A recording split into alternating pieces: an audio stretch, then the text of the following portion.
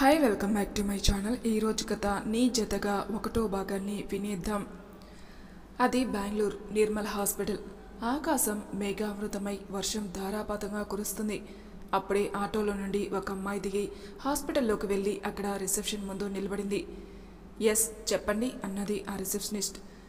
Doctor Bharati గారితో appointment కావాలి అన్నది అమ్మాయి. మీ పేరు చెప్పండి మేడం అన్నది రిసెప్షనిస్ట్. సంవేద అని చెప్పింది ఆ అమ్మాయి. ఆ రిసెప్షనిస్ట్ డీటెయిల్స్ చెక్ చేసి, మేడం మీరు అక్కడ కూర్చోండి, మేడం ఇంకా రాలేదు, వచ్చాక మేము పిలుస్తాం అన్నది. సరే అని అంటుంది సంవేద. ఆ అమ్మాయి చెప్పినట్టుగానే అక్కడ ఉన్న చైర్లో కూర్చుని ఆలోచిస్తూ ఉంటుంది. సంవేద మనసులో, నేనేంటి ఇలా చేయటం ఏంటి, ఏమైంది నాకు, ఇన్ని రోజులు ఎన్ని కష్టాలు వచ్చినా భయం లేకుండా గడిపిన నాకు ఇంత పిరికితనం ఏంటి, అసలు నేను చేస్తుంది కరెక్టా కాదా అని అనుకుంటూ తన కడుపు మీద చెయ్యి పెట్టుకుని బాధపడుతూ, ఇంకా ఈ లోకంలోకి రాని ఒక పసిగుడ్డని చిదిమేయటం తప్పేమో అని పరిపరి విధాలుగా ఆలోచిస్తూ ఒక్కసారిగా కళ్ళు మూసుకుంటుంది.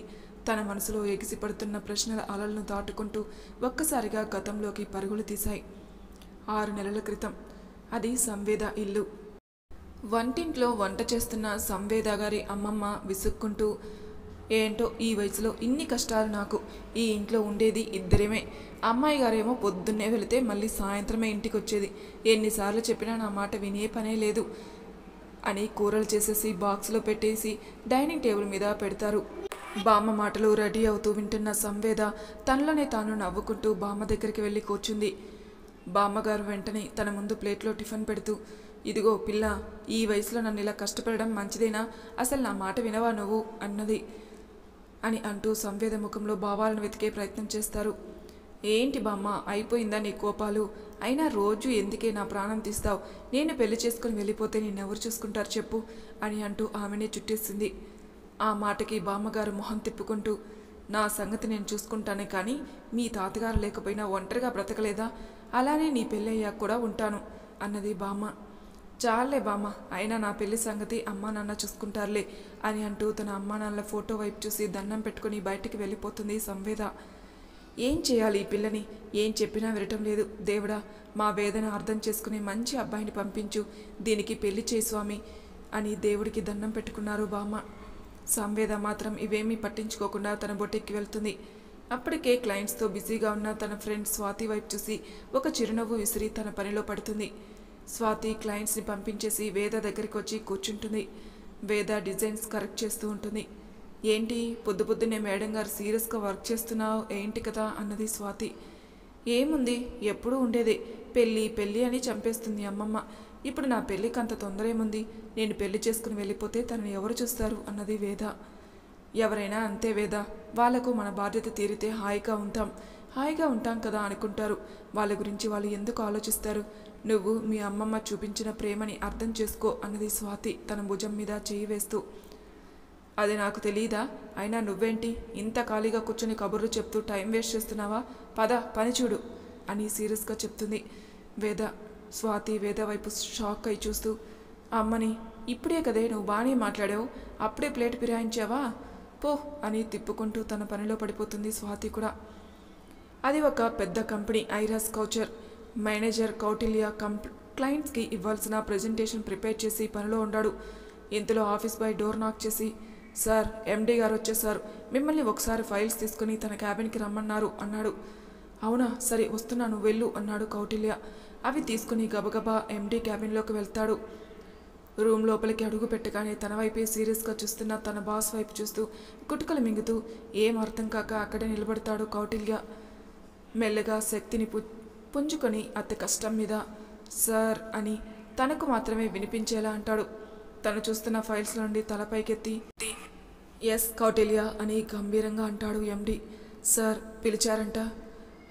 క్లయింట్స్కి ప్రజెంటేషన్ చేయాల్సి, ఫైల్స్ ఎంతవరకు వచ్చాయి అన్నాడు ఎండి. అయిపోయింది సార్, ఒకసారి క్రాస్ చెక్ చేస్తున్నాను. గుడ్, ఇంకో హాఫ్ అన్ అవర్లో మీటింగ్ ఉంది, త్వరగా ఫైల్స్ ఫినిష్ చేసి మీటింగ్కి అరేంజ్ చేయి అని మరో మాటకి అవకాశం ఇవ్వకుండా తన ల్యాప్టాప్లో తరదురుస్తాడు. కౌటిల్య ఇంకేదో చెప్పాలనుకుని ఏమీ చెప్పలేక బిత్తర చూపులు చూస్తుంటే, ఎనీ డౌట్స్ అని అరుస్తాడు. అంతే, కౌటిల్య ఏమీ చెప్పకుండా అక్కడి నుండి పారిపోతాడు. ఎండీ రూమ్ నుండి బయటికి వచ్చి ఊపిరి పీల్చుకుంటూ, బాబోయ్ ఫ్రెండ్ అయినా నన్నే ఇలా చూస్తున్నాడు, అయినా ఇవాళ ఈ దక్షకి ఏమైంది ఇలా అరుస్తున్నాడు, అయినా ఇప్పుడు ఎందుకులే, ముందు మీటింగ్ సంగతి చూద్దాం అని తన క్యాబిన్లోకి వెళ్ళిపోయాడు కౌటిల్య. అలా మీటింగ్ అటెండ్ అవుతాడు దక్ష్. తన కంపెనీ డిజైన్స్ క్లయింట్కి నచ్చడంతో ఐరా కంపెనీకి తను ఆర్డర్ ఇవ్వడం హ్యాపీగా ఫీల్ అవుతారు క్లయింట్స్. సాయంత్రం 5 గంటలైంది. కంపెనీకి ప్రాజెక్ట్ ఓకే అవడంతో దక్ష్ మూడ్ హ్యాపీగా ఉంటుంది. కౌటిల్య దక్ష్ క్యాబిన్ దగ్గరికి వచ్చి డోర్ నాక్ చేస్తాడు. ఎస్ కమిన్ అంటాడు దక్ష్. కౌటిల్య క్యాబిన్లోకి వచ్చి సార్ బిజీగా ఉన్నారా అని అడిగాడు. దక్ష్ కౌటిల్యని చూసి ఏంటి క్లాస్ తీసుకోవడానికి వచ్చావా అన్నాడు దక్ష్. అవును మరి, మీకు క్లాస్ తీసుకునే రేంజ్ కాదు కదా నాది అన్నాడు కౌటిల్య. చెప్పాలనుకున్నది స్ట్రైట్గా చెప్పు. పొద్దున ఎందుకు అంత సీరియస్గా అన్నావు, ఎంత భయపడ్డానో తెలుసా అన్నాడు కౌటిల్య. తప్పు చేసిన వాళ్ళే భయపడతారు, నువ్వేం తప్పు చేసావు అని అడిగాడు దక్ష్. ఏం తప్పు చేస్తేనే భయపడాలా? సరే కానీ రామ్ని స్కూల్ నుండి పికప్ చేసుకోవాలి కదా, వెళ్ళు మరి, అమ్మ కూడా ఎదురు చూస్తూ ఉంటారు మీ ఇద్దరి కోసం అని అంటాడు. దక్ష్ తన వాచ్లో టైం చూసి ఓ అప్పుడే టైం అయిందా, అయినా ఇంకా వర్క్ కంప్లీట్ అవ్వలేదు కదా, అవన్నీ నేను చూసుకుంటాను కానీ నువ్వు ముందు వెళ్ళు అన్నాడు కౌటిల్య. దక్ష్ కూడా ఓకే, నాకు మిగతా వర్క్ మొత్తం మెయిల్ చేయి అన్నాడు. తన బ్యాగ్ని తీసుకుని ఆఫీస్ నుండి స్టార్ట్ అవుతాడు. అదొక పెద్ద ఇంటర్నేషనల్ స్కూల్. రామ్ గేటు ముందు నించుని దక్ష్ కోసం ఎదురు చూస్తూ ఉంటాడు. ఇంతలో దక్ష్ కార్ సౌండ్ విని దక్ష్ కోసం చూస్తూ ఉంటాడు.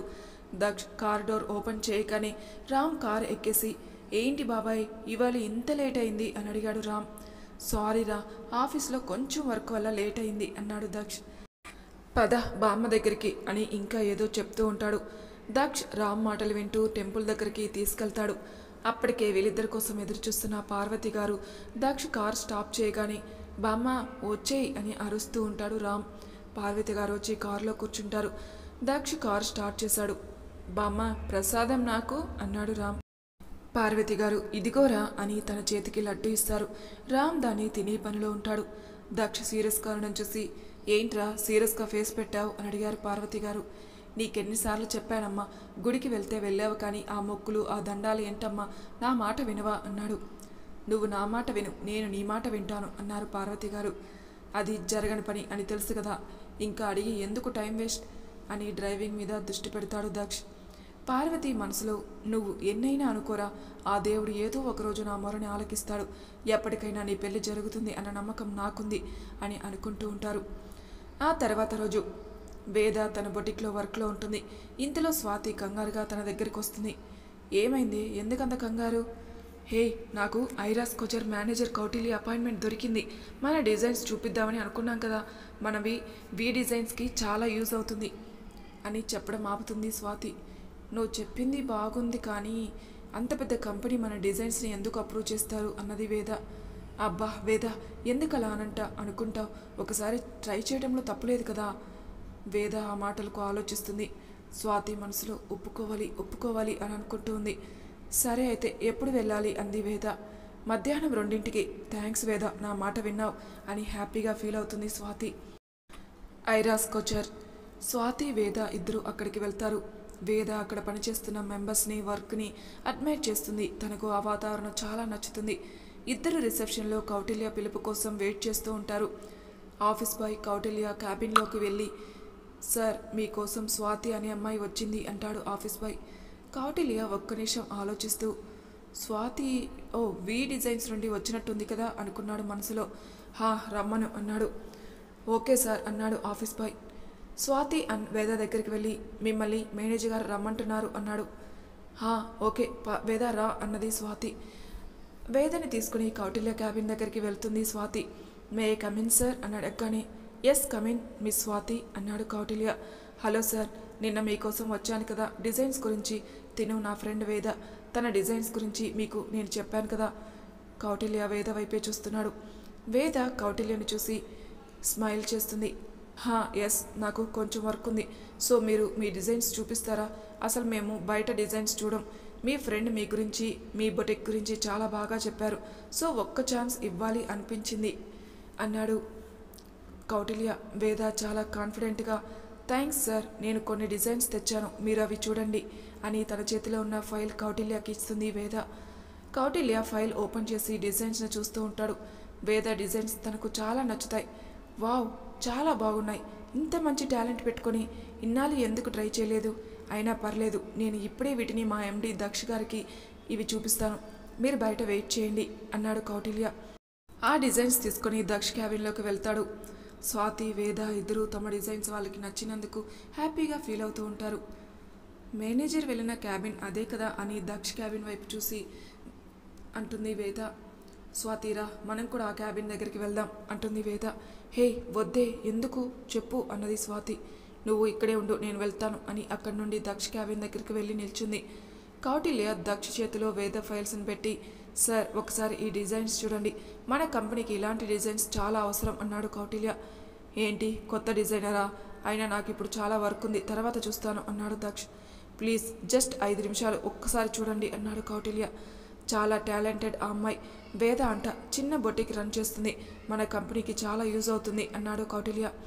దక్ష్ ఫైల్ ఓపెన్ చేసి అన్ని డిజైన్స్ చూస్తూ ఉంటాడు. కౌటిల్య ఇంకేదో చెబుతూ ఉంటాడు. దక్ష్ ఒకసారిగా ఫైల్ విసిరేసి, ఏంటిది కౌటిల్య, ఇలాంటి చెత్త డిజైన్స్ నా దగ్గరికి తీసుకుని వస్తావెందుకు? అంతా ఒకే స్టైల్లో ఉన్నాయి అండ్ ఓల్డ్ మోడల్లా ఉన్నాయి, దానికోసం నా టైం వేస్ట్ చేయాలా? మననే మళ్ళీ నీ రికమెండేషన్ ఒకటి అని కోపంగా అంటూ టేబుల్ మీద గట్టిగా తంతాడు.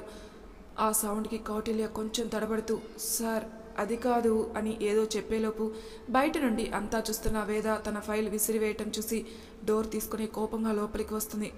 తన చర్యకు కౌటిల్య, దక్ష ఇద్దరూ షాక్ అయి చూస్తూ ఉంటారు.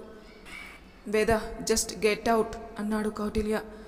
నో సార్, నేను బయట నుండి మొత్తం చూస్తూనే ఉన్నాను, డిజైన్స్ నచ్చకపోతే నచ్చలేదని చెప్పాలి, అంతేకాని ఇష్టం వచ్చినట్టు అబ్నార్మల్గా బిహేవ్ చేయకూడదు అని దక్షిని చూస్తూ కోపంగా అంటుంది వేద. హే అసలు ఎవరు నువ్వు? నీకు మేనర్సే లేదా? అలా నాక్ చేయకుండా రాకూడదు అని తెలీదా? కౌటిల్య జస్ట్ తనను వెళ్ళిపోమని చెప్పు, ఇక్కడికి రావటానికి ఎవరు పర్మిషన్ ఇచ్చారు తనకి అని అరుస్తాడు వేద తన ఫైల్ తీసుకుని.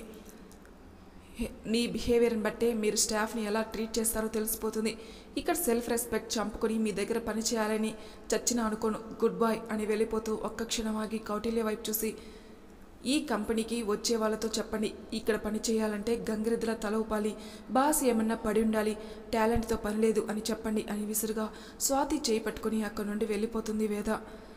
దక్ష్ వేద మాటలకి కోపంగా కౌటిల్యని చూస్తూ అక్కడ ఉన్న పేపర్ వెయిట్ని గట్టిగా విసురుతాడు. ఆఫ్టర్ ఆల్ ఒక అమ్మాయి నా క్యాబిన్లోకి వచ్చి నన్ను తిడుతుందా? I will see her end అని దక్ష్ కోపంగా ఆ పేపర్స్ని కింద పడేస్తాడు. కౌటిల్య ఏమీ చేయలేక నిస్సహాయంగా అలా చూస్తూ ఉండిపోతాడు. మరి తర్వాయి భాగంలో ఏం జరుగుతుందో నెక్స్ట్ ఎపిసోడ్లో తెలుసుకుందాం. అంతవరకు నా ఛానల్ని సబ్స్క్రైబ్ చేయని వాళ్ళు ప్లీజ్ సబ్స్క్రైబ్ చేసుకోండి, లైక్ చేసి షేర్ చేయండి, మీ అభిప్రాయాలు నాకు కామెంట్ రూపంలో తెలియచేయండి. Thank you for listening.